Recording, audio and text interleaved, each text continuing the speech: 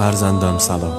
حالت را نمیپرسم چون هیچ کدام از احوالت بر من پوشیده نیست و از تو نسبت به تو آگاه ترم. همه حال و هوایت را میدانم، بهانه خنده هایت، دلخوشی های ریز و درشت، غمها، دلواپسی ها و نگرانی هایت میدانم. گاهی چقدر میرنجی، بی پناه میشوی، تنها میشوی، اما بدان در جهان کسی هست که به تو فکر میکنه و نگران توست. دنیا کوچکتر از آن است که بخواهد احوال فرزند مرا به هم بریزد. درست است که رسمش بی‌وفایی است و مرامش فریب، در بساطش آرامشی نیست، اما آرام باش و بدان پدر در کنار توست. با غمت غمگین میشوم، با تبت تب میکنم، دعایت را آمین میگویم و برایت دعا میکنم. مگر نه این است که من پدرم؟ هر زمان گرفتار شدی صدایم کن.